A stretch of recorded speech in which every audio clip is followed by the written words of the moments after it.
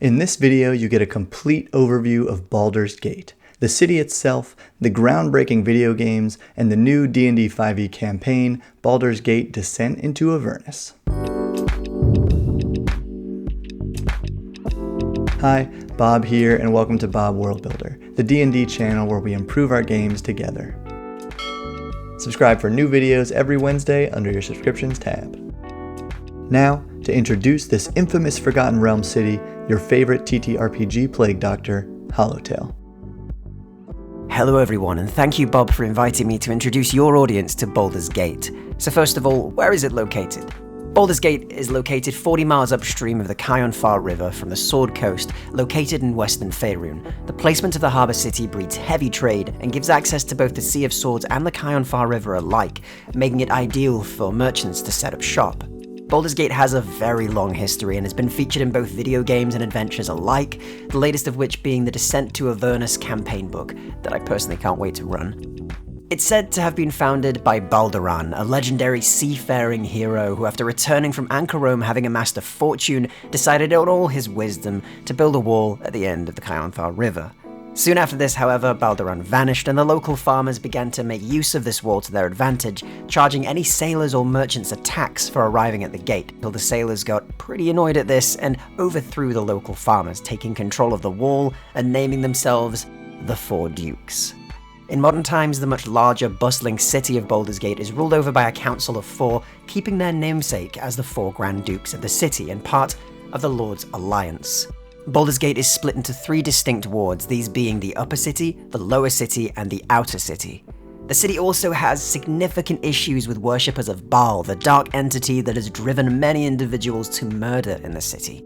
Overall, the city of Baldur's Gate is not the safest place to be in, and you best watch your back when on the streets of Baldur's Gate. While the Outer City is the deadliest ward, a criminal organization known as the Guild operates throughout Baldur's Gate, comprised of the Shadow Thieves of Amn to the south and the Xanathar's Guild of Waterdeep to the north. These criminals are barely hindered by the city's thuggish and corrupt police force, the Flaming Fist.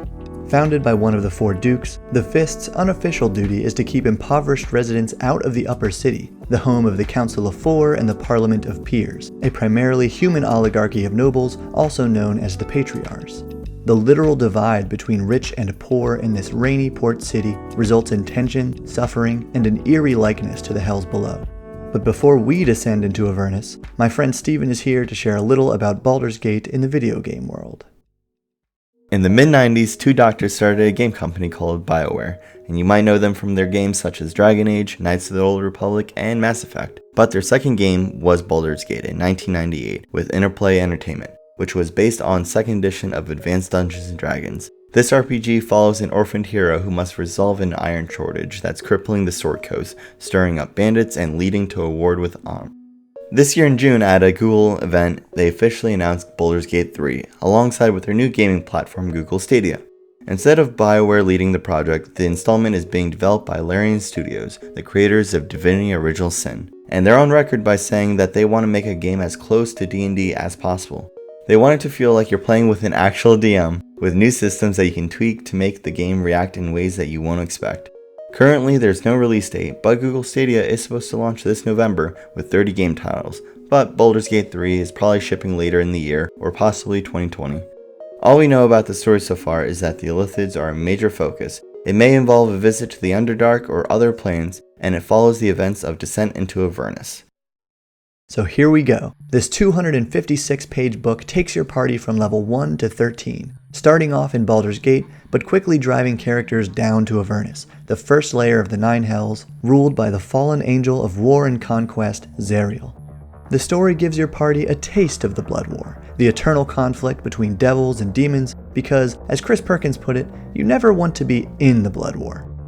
Besides Curse of Strahd's adventures around the demiplane of Barovia, this campaign is the first in 5th edition to heavily feature extraplanar adventures and the cosmic struggles of the D&D multiverse. And that was the book's initial focus. Yes, according to Adam Lee, the project's narrative director, Baldur's Gate was an afterthought, and much of the original story design was altered to allow its inclusion.